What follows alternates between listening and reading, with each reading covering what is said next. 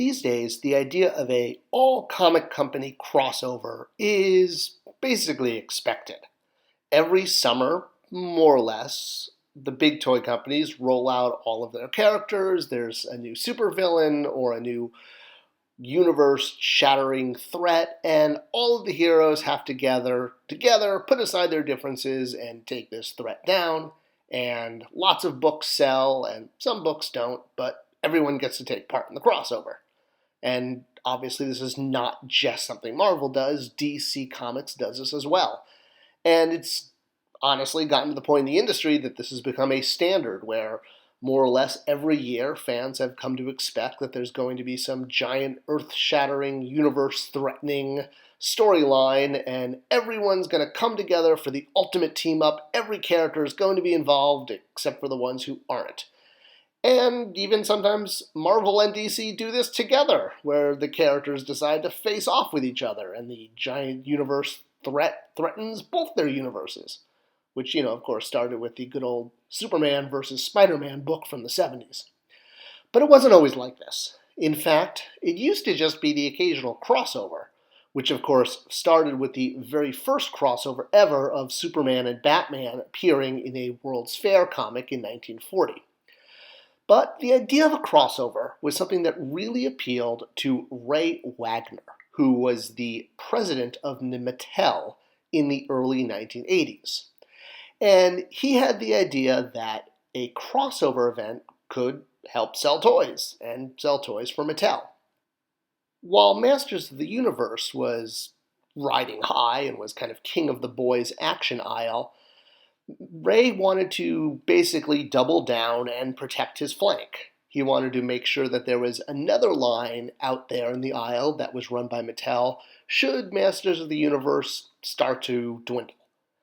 While on the other side of town, or rather the other side of the country, Jim Shooter had recently been appointed as the new head of Marvel Comics. With Stan Lee's full endorsement, Jim was ready to take on the challenge. And one of the big things he wanted to do was to recreate the Marvel Universe. It was getting close to the 25th anniversary, and his big plan was to kind of reboot all of the titles.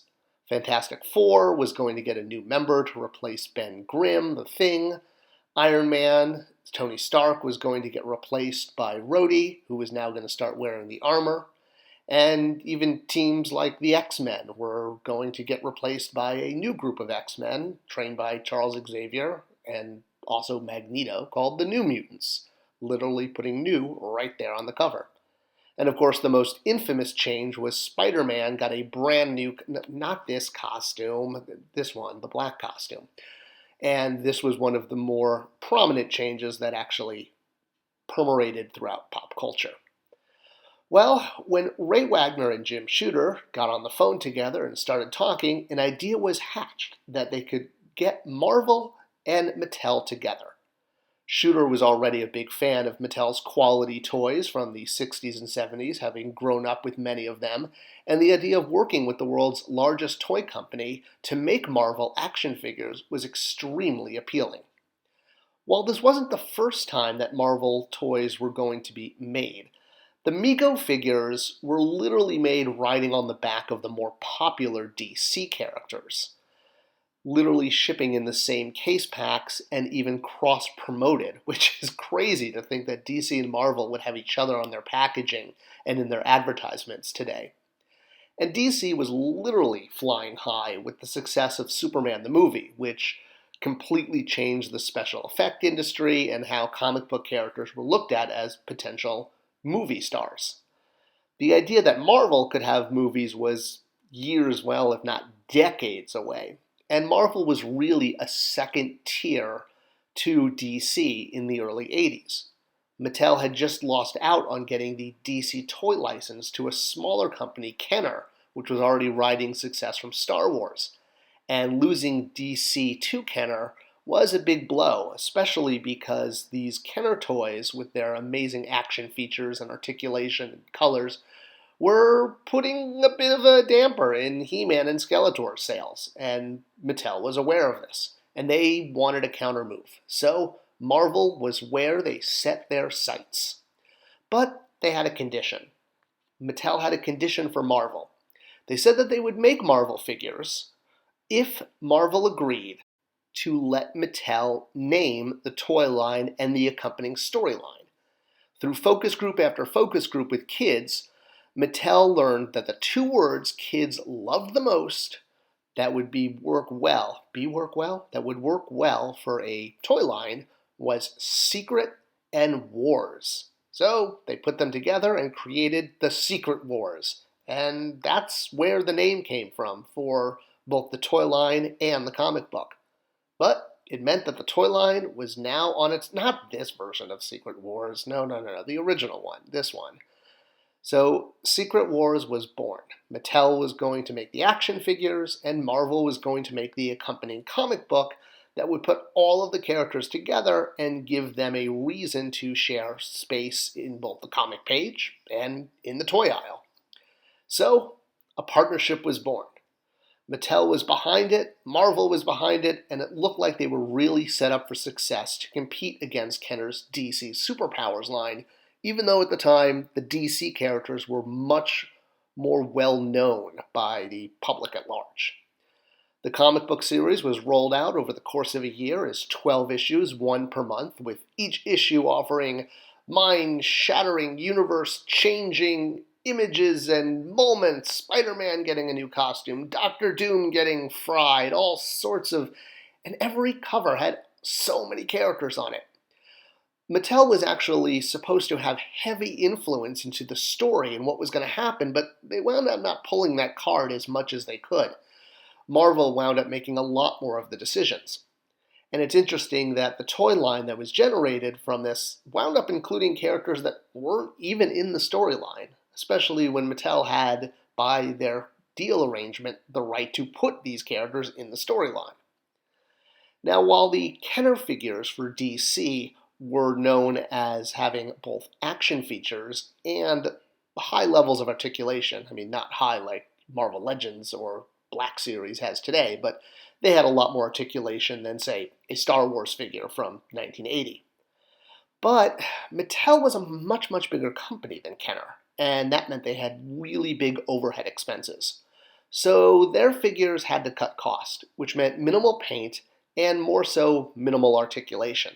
In fact, every figure in the line used one of three basic bodies, and they all came with the same accessories: a shield with a lenticular and a gun. The same gun. Every character had the exact same thing. And while this meant characters that couldn't be done, such as the Hulk or the Thing, who would need their own buck system, if you will, their own body, a much larger character, it still left them with a robust number of male heroes to do, because, yeah, they didn't have a female buck. So that meant every character had to be a basic male and a basic body shape. If it didn't fit into this, then the paradigm wasn't going to work and you didn't get a figure. But you did get quite a lot of characters out of these basic bucks. Iron Man, Captain America, Spider-Man, Wolverine, all your big hitters were there, right?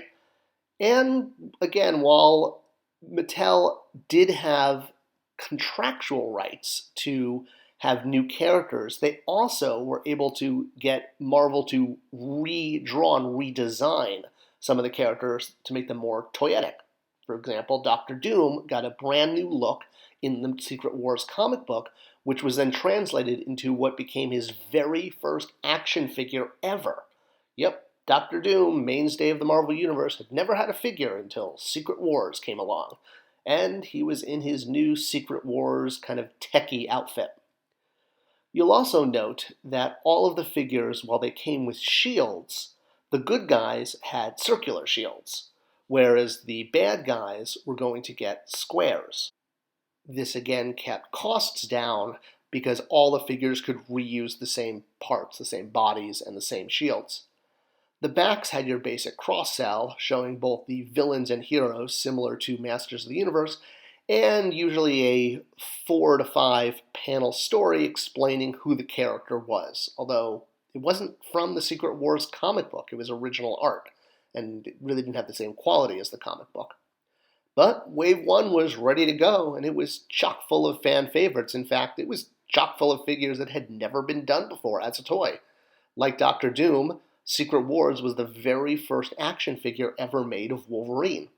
He did have a running change, though. The very first Wolverine that shipped had black claws, which were snap-on to his wrists, as opposed to, coming out of his actual arms, or fingers, or knuckles.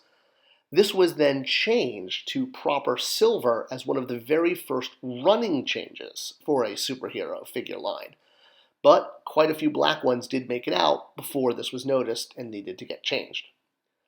Other characters like the villains wound up being a little bit more heavy on the tooling. Dr. Octopus got his actual octopus arms, which, definitely pushed the tooling limit.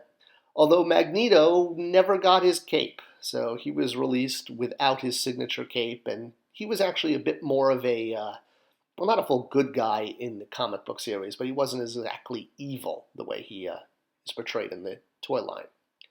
Captain America was there, but he didn't get his shield. He got the standard lenticular shield that everyone else got, and the standard body, albeit with a brand new head. Wave 2 brought more characters, Falcon and Hobgoblin, who were not in the series, and the same with Baron Zemo, although this was Baron Zemo and Hobgoblin's first figure. Spider-Man got a repaint in black, and Daredevil got included because he was hot at the moment. And this wave shipped with a lot of the figures from Wave 1, including characters like Doctor Doom, who was a notorious early peg warmer, meaning tons and tons of the same figure taking up pegs. So shipping even more Doctor Dooms was not going to help the line.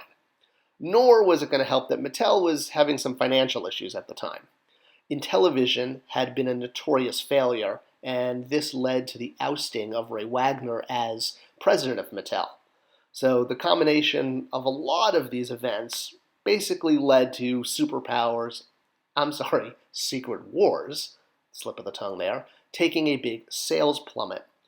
Wave 3 was already in production, though, so with units on hand, like with many lines, including Masters of the Universe, the final figures were shipped to Europe. And this included Constrictor, Electro, and Iceman. With these figures only shipping to Europe, they've become some of the most valuable figures to collectors today, and are only available on the multi-language card backs, since that's what was required for Europe both then and now. So you can still find them, and finding a carded version are going to set you back a couple shekels. But hey, if you want a full set of Secret Wars figures, you're going to have to track down Wave 3, Europe only. Playsets were also made for the line, as well as vehicles. But again, not the vehicles or playsets that showed up in the comic book.